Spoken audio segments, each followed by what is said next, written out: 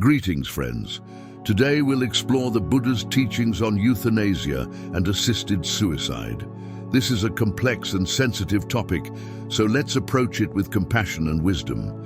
The Buddha taught that all life is precious and should be protected. The first of the 5 precepts, which form the basic ethical code for Buddhists, is to abstain from killing living beings.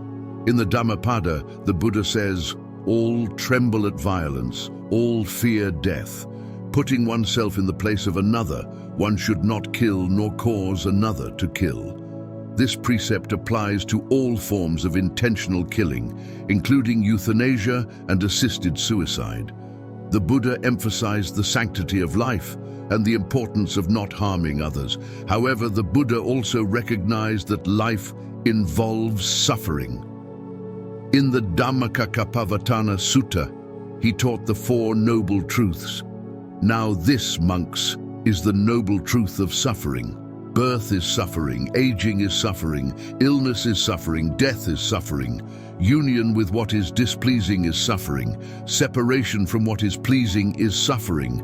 Not to get what one wants is suffering. The Buddha understood that illness and aging can bring great pain and distress. Yet he taught that even in the face of suffering, taking life is not the answer. Instead, he encouraged cultivating mindfulness, compassion, and wisdom to face life's challenges. In the Pali Canon, we find stories of monks who, overcome by illness or pain, considered taking their own lives. The Buddha consistently discouraged this. In the Channa Sutta, when the monk Channa was severely ill and wished to use the knife, a euphemism for suicide, the Buddha's close disciple Sariputta counseled him, "Let the Venerable Channa not use the knife. Let the Venerable Channa live.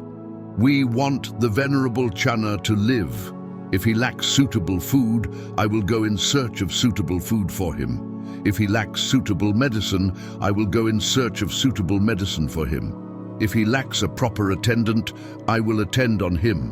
Let the Venerable Channa not use the knife. Let the Venerable Channa live. We want the Venerable Channa to live." This passage illustrates the Buddhist approach to those who are suffering, offering compassion, care, and support rather than ending life.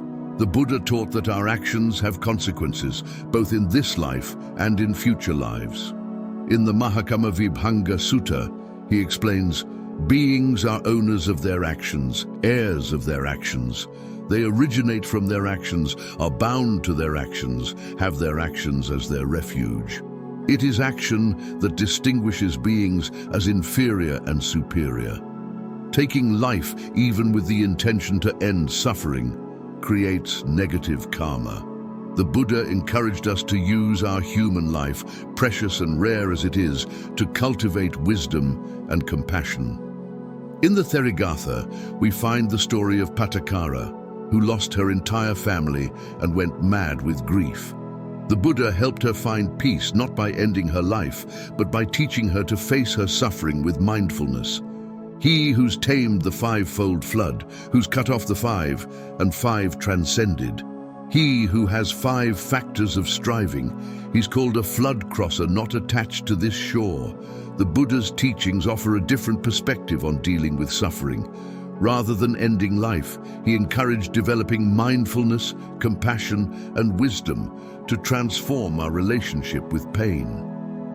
In conclusion, while the Buddha's teachings clearly discourage euthanasia and assisted suicide, they also offer profound insights for dealing with suffering.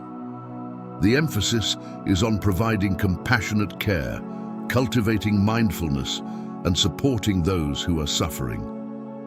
By following the Noble Eightfold Path, we can find ways to face life's challenges with courage and wisdom without resorting to taking life.